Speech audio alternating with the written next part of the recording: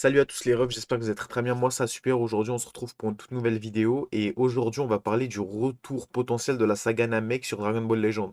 Parce que oui, vous le savez, on a eu récemment une espèce de décompte pour une campagne. Et aujourd'hui, on est le jour juste avant cette campagne. On a eu cette image-là qui nous met en relation en gros avec la saga Namek. Surtout que oui, c'était déjà possible de prévoir, même si je pensais que ça allait être de la saga Saiyan plutôt. Bah, ça fait du bien de la saga Namek parce qu'en vrai, on n'a pas eu de grosses dingueries sur Dragon Ball Legend sur ça. On a eu quelques persos, on a eu le Goku SSJ Ultra, qui est free-to-play, qui devrait normalement peut-être avoir son Zenkai pendant cette célébration. Et aujourd'hui, on va parler des potentiels personnages qui pourraient y avoir lors de cette célébration. Donc déjà, je pense que pour le LF, ça va se passer du côté super ou peut-être un Vegeta. Je pense que ce sera comme ça pour que finalement, en Ultra, on ait le extrême Freezer, parce que, comme vous le savez, Freezer, Dragon Ball Legend l'aime particulièrement, et il n'a pas d'Ultra, donc c'est peut-être son moment finalement. En plus, j'avais fait une vidéo sur TikTok, vous pouvez voir lien en bio, qui prévoyait prochainement un Freezer Ultra, et je pense que c'est son moment. Donc on va baser cette célébration autour de Freezer Ultra. Pour moi, je vois un Goku Super, je sais pas, un Goku SSJ avec un Switch Vegeta ou un Krillin Goku, quelque chose comme ça, en LF.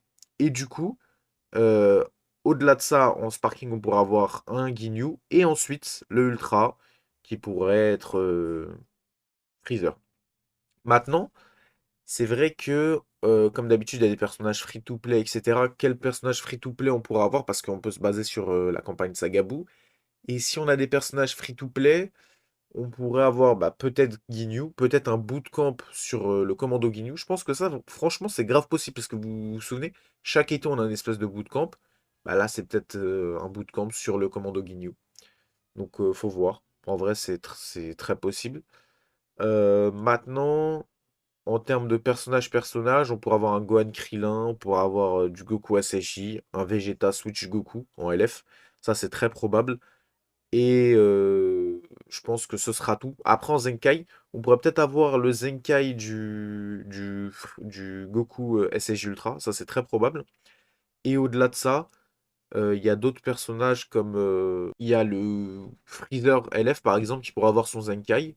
On a aussi le Freezer bleu, mais bon, lui il est assez récent, donc je doute qu'il ait vraiment son Zenkai qui était sorti avec le Goku Kaioken. Du coup, ces deux personnages qui sont récents, le reste finalement, tous les autres persos ont leur Zenkai. Donc en vrai, en termes de Zenkai, on pourrait avoir juste Freezer LF et le Zenkai du Ultra Free to Play. Après, je vois pas qu'est-ce qu'il pourrait faire d'autre. En tout cas, la célébration, elle peut être cool parce que Saga Namek, c'est oublié sur Dragon Ball Legends. Ça fait très longtemps et il n'y a pas vraiment de personnages. Regardez le pool.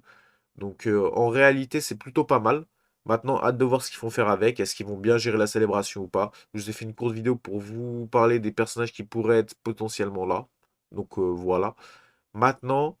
Faut émettre une réserve parce que c'est potentiellement pas de la saga Namek, même si je vois pas ce que serait d'autre. Honnêtement, pour moi, c'est 100% saga Namek.